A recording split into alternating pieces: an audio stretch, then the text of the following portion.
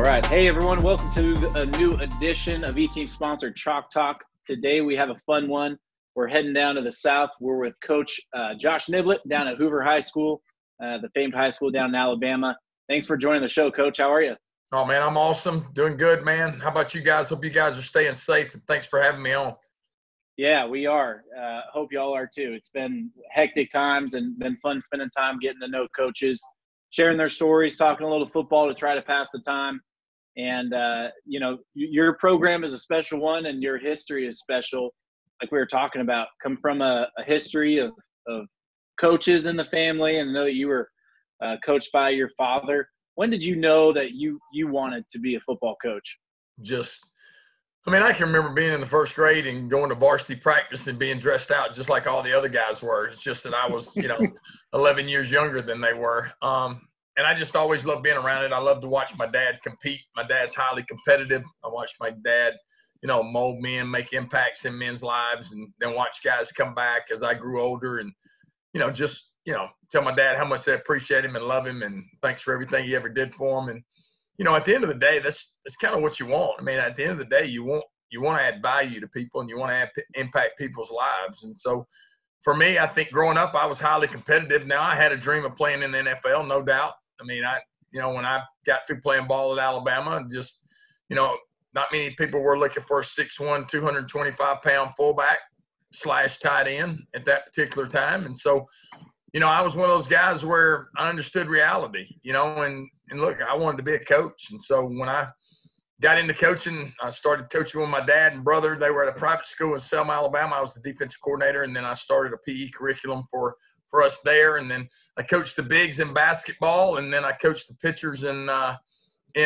baseball. And then in May, I got an opportunity to be a restricted earnings coach at Jacksonville State University. And so I went and did that for 3 years. Within that time, I became the head strength coach and also coached running backs, was head of all football operations, administrative assistant to the head coach, and then handled all the spiritual work. So I had a lot of hats. And then, I had an unfortunate deal where, our head coach resigned about the fourth game of my third year. And so, I got to go home and tell my wife, who has no idea what coaching's all about yet, and we got a 6-month-old baby. And, I've already hadn't been home hardly any, but now I'm going to come home and tell you, hey, we got till December 31st to find another job. And so I'm a faith-based man. God blesses me tremendously. When I wake up every day, I serve and seek him and try to glorify him in all that I do. And so, he led our life to be a head high school coach. And so that's where I'm at. The past 20 years, I've been a head high school football coach. And so I've been very fortunate, very blessed. My dad, awesome, but my mom's awesome also. I mean, just, when my dad used to rip me a new one, or get on me, or we'd take those 15-hour trips to go watch my brother play college football, and I'd be sitting in the front seat. We had to rehash the whole game again. Mom was always there to have my back. So, I grew up like you'd want to grow up. I wouldn't change one bit of it. Yeah, I was coached by my father as well. We'll get into that here in a second because I know that you have a unique opportunity this year. A lot of times, let me tell you this though, right? A lot of times, remember, like this day and time, people are jealous of guys that their dad coaches because they think their dads give them opportunities. Yeah. Right. Well, when my dad coached me, the guys felt sorry for me because they knew that was not the truth. And I coached my son Shaw, who's playing college ball now, the same exact way. I mean, he was going to earn everything he got, and he did. In the same way, I'll coach my 8th grader that's going into 9th grade. And so, but you know how that is, and you know how it is playing for your dad, but there ain't no other experience like it, though. Yeah, the car ride homes. When you started talking about that, I'm like, oh, yeah. Car ride homes, you just and then mom just can't handle it, right? Like, hey, the game's over. Yep, she don't even want to be a part of that. Yeah, I mean, you're always going to be her baby, and I'll always be my mama's baby. I don't care what anybody says. All right, so I'll look for those moments with her for sure. Yeah, definitely. So you're still shredded. You got 3 kids. You're coaching, MTV 2-a-days back in the day. It's the premier program in the state of Alabama. How do you balance all this, man? Hearing what you started with too in your coaching career and balancing all that. How do you balance life? Well, I think I just try to take it one moment at a time. I feel like the future does nothing but cause stress and anxiety for you, and the past will only cause regrets. And so for me, I just try to stay in the moment. I mean, there's a lot of people talking about these times that we're in right now, and I see it as an opportunity. I don't see it as an obstacle. I see it as an opportunity to find new ways to communicate with my players, but I also see it as an opportunity to spend time with my family, and I've made the most of that. I have not regretted one bit of it, all right? And so my first thing I do every morning when I get up is I make my bed, and that's the first thing I do. I don't leave it unmade. I mean, I make my bed. I mean, I have a regimen in which I do because I think you got to be structured in your life, but I think you got to be able to handle change and won't change. Once I make my bed in the morning, that means I'm going to lead into something else that's going to be successful. And then, when I balance that by making sure I start my day, reading my Bible, having my prayer time and my quiet time. And whether you believe in it or not, I can't say anything about that. I can just tell you what I do. And God's been good to me and helped me get my mind and my thoughts right. And then I'm going to make sure I get my workout in. And so, I'm going to get those endorphins going. It's going to get me in a better attitude. I'm a high energy guy. So, I'm not very good around the house now when I haven't worked out. My wife will tell me, hey, go run, go work out, go do something because you're ill. And so, I want to encourage people to do that too, because, any program you're in, I don't care if you're in the program we're in or you're in a program somewhere else, it doesn't matter. I mean, it's important to you and you take it personal if it means anything to you. But you do have to balance. But my balance is this. I'm 100% family. I'm 100% work. And so, I'm going to give 100% everything I do. My biggest thing is I try to be 1% better every day and try to give a little better version of myself as a father, as a husband, as a teacher, and as a coach. And I think that's important. And then at the end of the day, I just re-examine it. And then I'm going to get what I deserve, all right? But I'm going to come home to a made bed, that's for sure. So which, gives me an opportunity to make sure my thoughts are together, how I'm going to start the next day.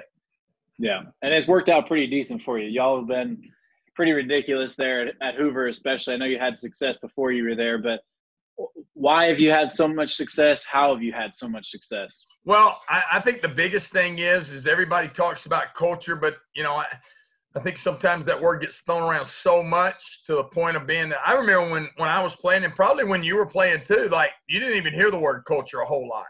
That word came on the scene about 4 or 5 years ago, and then people started talking about culture. And I think people started talking about culture because there was more behavioral issues. Because we're firm believers that we got to be great at the no talent things. I mean, our kids understand that. I mean, it's all about having behavioral skills. Your talent's only going to take you so far. Like if you want to get to the top of the mountain and stay at the top of the mountain, then you got to create some behavioral skills like hard work, like toughness, like discipline, like being smart, like making good decisions, making great choices. And it's all inclusive. That's the one thing about our program. We have a saying, we're champions in all we do. We're champions in how we roll the trash down on Tuesdays. We're champions in how we brush our teeth. We're champions in how we go to English class, how we sit in meetings, how we work out, how we go to practice, how we play, how we leave the dressing room when we leave places, to how we treat people when we go eat pregame meal. It's all inclusive. I don't think you can pick and choose when you want to be great because it's not going to last. And for the last 20 years, I think we've played for 16 state championships, and we've won 11 of them. And the reason that's happened is because we believe in something that called a standard, and then we have core values that set up our standards, and our standards make sure that they fit within our core values. And if you can't follow the standard, there's consequences. And so I think that's what we have to do. We have to hold each other accountable. We want to accomplish the mission every day and take care of our teammates. We want to be the gold standard in everything that we do. We don't want to be the silver or the bronze. Okay. Does that mean every day we are the gold standard? Nope. But that just makes sure every day we're working to be the gold standard. So if we do, then there's going to be a great opportunity for us in the end. We talk about being 1% better every day, not 10%, not 110%, just 1% better. Because every day you either get better or you get worse. You don't ever stay the same. And then I'm just make sure that I try to fill our guys with as many words as I can, as much as possible, and our staff, and make sure we're speaking the same language. Like you can't be in a room with your unit speaking a different language than what the head coach is speaking. And this guy over here in this unit, I mean, we got to all be together. Now, there's a certain identity you got to have in your room, but there's a team identity that we have that we're not going to negotiate. All right. And we're going to make sure we have that. And so I think that's probably been the biggest thing. It gets tougher and tougher every year just for the fact of being, I think y'all did an interview with Buddy Stevens not too long ago, maybe a couple of days ago, and Buddy talked about the vegetation at the top of the mountain.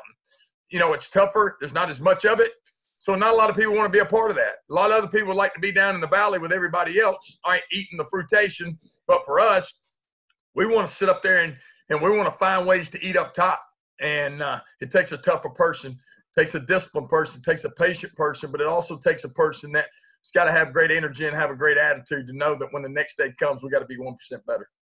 Yeah. And like I said, you guys have had so much success. You've done such a good job galvanizing that group to be a unit, to have the unity. 11 out of the last 20 that you've won. That's incredible. That means you lost 9 times. People go through adverse moments. Life's not perfect. I'm sure your life's had some ups and downs like them all. We're not always at the top of the mountain because, like you said, it's hard to stay there. The Warriors found that out. The Bulls found that out. All these dynasties found that out. How has failure and adversity shaped both your program and even your life personally? Well, first of all, we've been to the semifinals every year but once, all right, out of 20 years, okay? Well, there's a lot of programs out there that just love to get to the semifinals. Seriously. I was in that. I understood that. My first 3 years of coaching, I was like, man, I don't even know if we're going to win a first-round game, But then all of a sudden, what you ever want to do, you don't want to take it for granted. And so there's 2 things that I don't believe in. I don't believe in failure, all right? I believe in failing, all right, because I believe failure is all about quitting. I believe if you fail and you get back up, you got a great opportunity to learn and grow, all right? But when you feel like you're a failure, that means you're going to quit. It's over with. You might as well do something else. And so for us, we failed sometimes, all right? We failed a few times. But we've also learned from it and got ourselves back up the next day, dusted ourselves off, and we came back to work. And we came back to get after it. And it's made us stronger. It's made us sharpen our edge. It's made us tougher. And I think that's the key. And I think you got to – because here's the deal. If you're going to push the envelope as a program and we're going to play the best teams we can possibly play, we always do. We played IMG the last 3 years. There's not a lot of people that wanted to play them, all right? But we played them for 3 years. Yeah, they beat us all 3 years. The first year we probably had a better chance. We probably should have beat them. The second year, all right, we put ourselves in a situation, then, they made a few plays. There wasn't nothing we could do about it. And then last year, they just beat us. They did. They just beat us. But deep down inside, we also know this, that, hey, when the sun comes up tomorrow, we're going to be better, all right? We're going to be better as long as we get ourselves up off the mat. And so I think that's the key. I fear losing, all right, more than I love winning. And I know a lot of people are like, what's a terrible attitude to have because you don't ever enjoy it. You're probably right. You're probably right, but I choose to be that way. My wife understands that too, that as soon as we win, my mind goes to the next one. I don't even take 24 hours. And so I think that's the reason we've been pretty good at what we do. I think that's the reason that, I've tried to make sure that we've never let our guard down. We've never become comfortable. I do a really good job of trying to keep our guys uncomfortable and making sure that our expectations are high no matter what we've done or what we think we're going to do. All right? It's all about what we're doing at that moment, and I think that's important. Yeah. Switching gears here. We're going to go into a little 2-minute drill action. So before we get into some chalk, rapid fire, give me the first thing that comes to your brain. What have you done that I should do? What have you done that you should do? You should get out some unbelievable workouts in your driveway with some bands. Bands. You're a resistant band guy? Okay. Well, I am right now. So I've gotten some really good ones in the past 7 weeks. So how are you? Quick little side step from the 2-minute All right, drill. we'll call timeout right quick. Yeah, timeout. How are we? Yeah, we got 2 timeouts left. How are we telling our guys to work out during this time? Like, have you shipped them some workout gear? Is it all body weight? How are you handling that? So we do a virtual workout right now, Monday, Wednesdays, and Fridays on Zoom. And so, we got them on the screen and, and we're training them from everything from doing, isometric resistance with a T-shirt to lifting a gasoline can to, shovel overhead squats. Our kids have done an unbelievable job of adapting. And that's why I think we're going to have a chance to be at another level when we get back, just because our kids have found ways instead of finding excuses. They're trying to find ways to be successful. So that's been good. Been real good. All right. Clock's rolling. Best meal you've ever had? Best meal I've ever had, pork chop at Perry's Steakhouse. Okay, bucket list. Favorite song or artist you're listening to right now? Oh, my gosh. Probably Post Malone.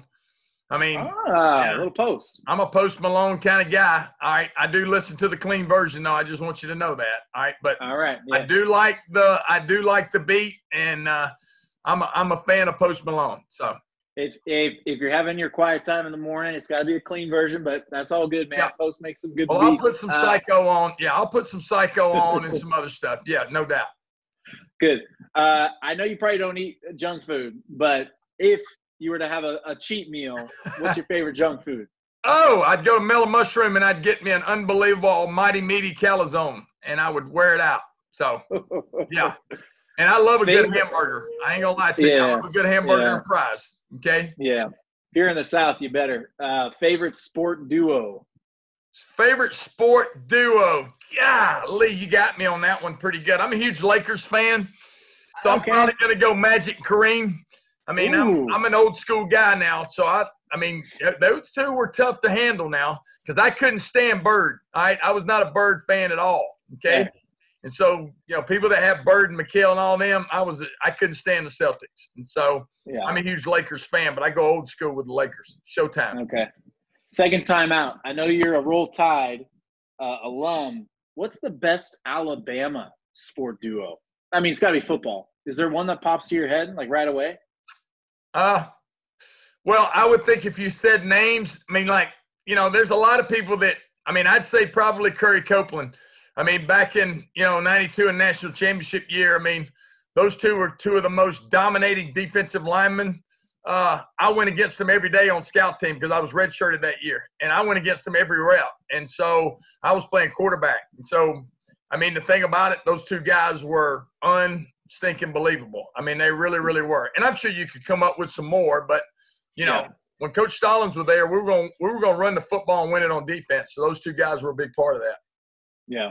Our local guy out here in the East Bay area is Najee Harris. So he's like 10 minutes away from my house right here. Yeah. And we work with his high school to raise money, of course, and that is the most humble dude ever. And him and Tua, not a bad duo. That's modern day. Yeah. But not a bad. If you go modern day though, now I would still go Tua, Jerry Jeudy. But hey, you could go Tua and Smith. You could go Tua and Ruggs. You could put them all in there because those guys were really, really good. And I used to like Mike Shula and Al Bell. Those two were really, really good too back in the 80s. So, yeah.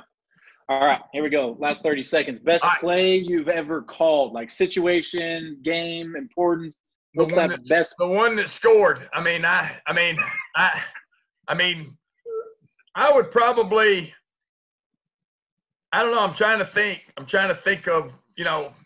I tell you, one time we were on the road.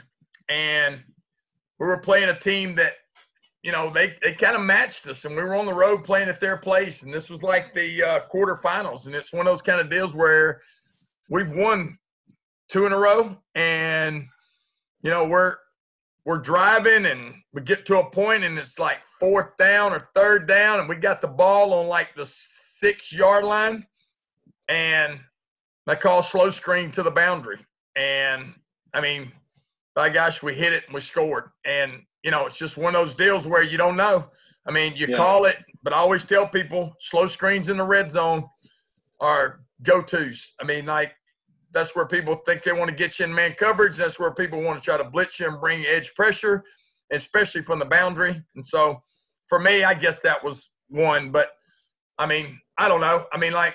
There's been some calls where I've really felt good about what we've been doing and how we did it. But our players make them all great calls when they score. I'm just the guy that just gets to call it. You know what I'm saying? Yeah. So I think there's a lot of guys out there that take a lot of the credit. All right. Those players out there are the ones, because we don't call plays, we call players here. So that's what we try to do. Yep, I like that philosophy. Last one, favorite game day ritual. Oh my gosh, you're killing me. Habit, it could be a pregame meal. You get a pump? Are you one of those coaches who gets the pump? Well, my game day ritual is I get up. I'm about 5:30 in the morning. I get about a 3 to 4 mile run in. I wear some coffee out. I'm a coffeeholic, so I usually go 6 or 7 cups a day. I don't drink soft drinks. I just drink water. So, we have a breakfast that morning, and then I'll get me a little workout in during the day. then I usually try to get me a smoothie for lunch. So we eat pregame meal about 3 o'clock. So I try not to eat too much for lunch. And I love to dress up to go to the game. Yeah. I mean, I don't wear my coach's gear. I mean, I love to dress up. I used to wear a coat and tie. Now I've been a little bit more modern, and so I just love that part of it, man. I love game day, and I savor every moment of it. I love coming out for warm-ups. And my game day ritual, most people would probably say this is probably stupid or something like that, but I never wear the same thing in warm-ups that I'm going to wear in the game, all right? It's one of my rituals. So so when I go in, I change and come back, and then, it's just something I've always done. So, dude, I got to make it out for a Hoover game day. I know it's whenever epic. you get ready to come, you let me know, and you got to come a little early, and you can hang out with us and ride over with us and go through the buck walk, do all that stuff. But you got to come when it's a home game at the Met, because it's something special when you come out of that tunnel.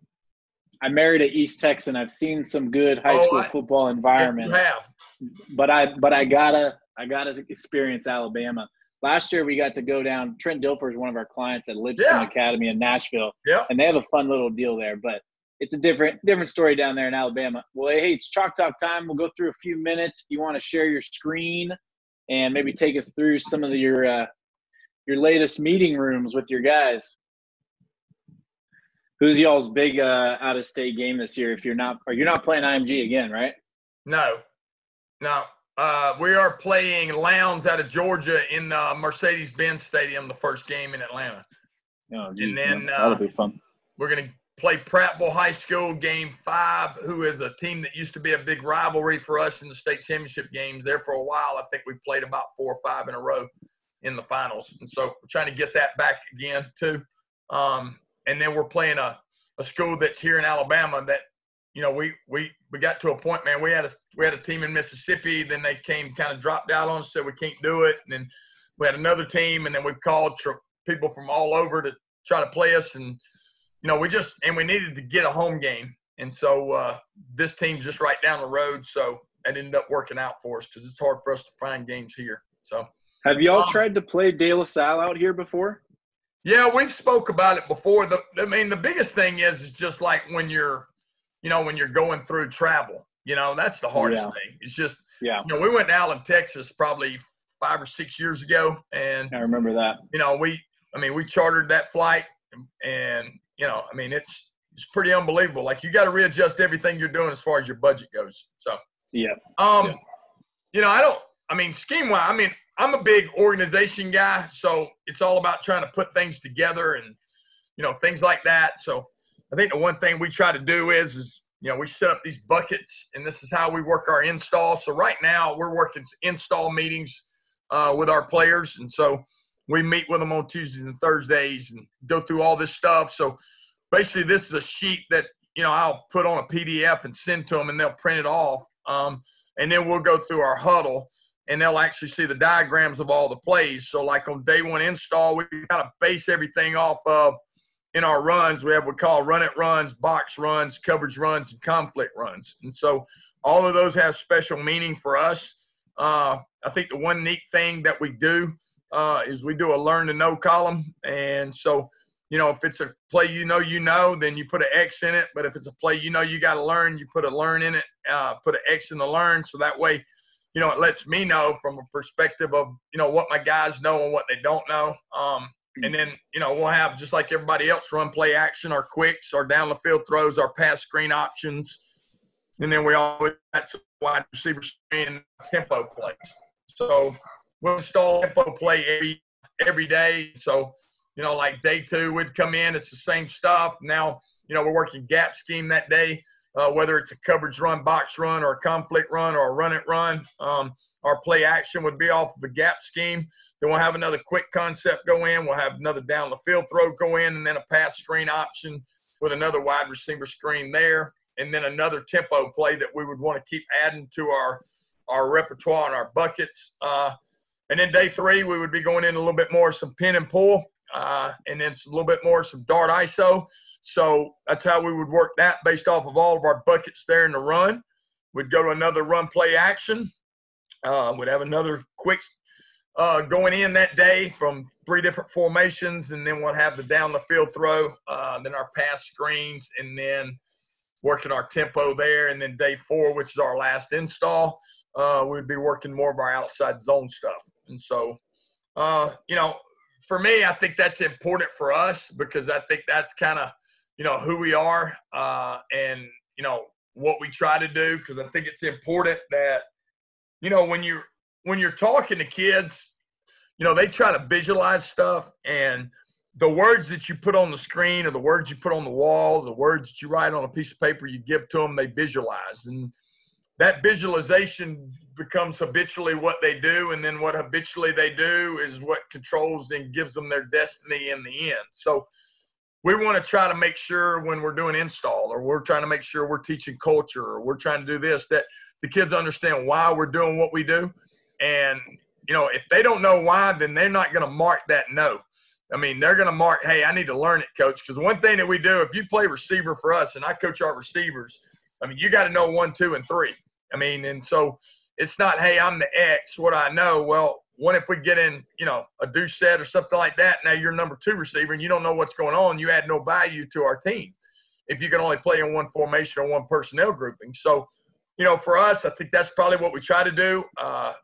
You know, what we do is we'll go through install. We'll go through like a 4-day install, and then, you know, we'll try to have like a virtual practice with our guys on Zoom. It's not the easiest thing to do, but, you know, we write out practice schedules, scripts, do all that kind of stuff. And then, and I think the neat thing about it is then the next 4 days after we go the first 4, then we'll work the same schemes, but we're just doing them with maybe a, you know, a trade or a motion or a movement or a bunch set or a stack set, or we're trading the tight end over to make the formation that we originally had in the install. So that helps them grow and learn things that way. And so it's a process for us, and it's a plan that we've always had. And it's been really, really good to us because there's a progression about how you teach it instead of just throwing it all out there. Let's see what sticks. All right. We try to take it in those volumes. So every day we have install, I have non-negotiables that we do with our players. And one of the non-negotiables that we always have is when you start a meeting, you know, let's talk to them about being a person first. All right, let's talk about the importance about how much we care about them, and, you know, what do they care about, and how's their day been, you know, and then go back over the day before. You got 10 minutes. And if they're not going to ask questions, then you call the guy out, ask him what his learn is. And so that's the first thing we do for the first 10 minutes. And then the next 30 to 35 minutes, it's installed the next day. So we have not changed anything as far as how we would do it if we were meeting in the meeting room. I mean, it's the same process because I think you got to try to keep it the same, because if you don't, it's going to take us 2 weeks to get back in a rhythm of what we do. And we hope by doing it the way we're doing it now, we'll be at another level when we get back together, Brock. Yeah. Well, I think something that stands out, Coach, is obviously you can inspire, you can encourage, you can motivate. That's how you're gifted. It comes out. It comes out through a Zoom screen. I'm sure it's times a million face-to-face, but something that gets lost in the shuffle is organization and the discipline and those foundational traits to make a program successful. And that's what stands out, I think, in this time is the organization that y'all have in your program, the discipline. It's not just words of motivation or inspiration, which are certainly valuable and help promote the action. It's much more than that. So I can't thank you enough for the time, man. I'm ready to run through a brick wall, and I feel like I can do it now. So I'm going to go give it a shot. I'm going to get some resistant bands in the driveway. Yeah, well, I'll send you a workout, and you send me back the video so I make sure you did it or not. So I don't know if you want to see that video. Well, and I think we all go through life, and sometimes you wonder if you fall on dead ears. You wonder if, you know, you've been somewhere too long, or you wonder whether kids are listening anymore, or they're listening to the wrong voices, because there's a lot of voices now that, you know, through recruiting, you know, through, hey, I want to train you, to, hey, I could get you a scholarship, or, hey, you should be doing this, or you should be doing that. They got a lot of people pulling on them. And so we just want to be a good voice for them that's going to help add value to them and impact them. And, you know, I'm at a place right now where it's high expectations. I mean, we got beat in the semifinals the last 2 years by one play. And, you know, now, you know, I don't know if everybody, they may not think you can do it anymore, you know, but I'm going to tell you this, we're not going anywhere. And so, you know, we're working extremely hard to continue to stay on top of that mountain. And I just appreciate the opportunity for what you guys do. I hate fundraising. I'm going to be honest with you. Okay. But I'll tell you this, I will tell you this. When I'm apart, of people that care about people and know how to communicate, and they're organized, I have no problems being a part of those organizations. And you guys are that. You guys are gold standard.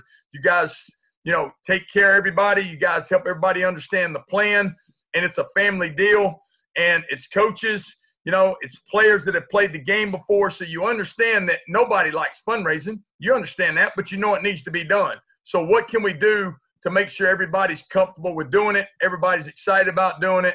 And I'm going to tell you something, man, it's always been a blessing to be associated with you guys. Hey, I appreciate it, man. Thanks for hopping on the show. I know you got players to go support tonight, so thinking of you as you're heading out, and best of luck with everything. Have a great season. Be safe. Brock, same to you, man. Stay safe, stay gold, stay strong, brother. Take care of yourself.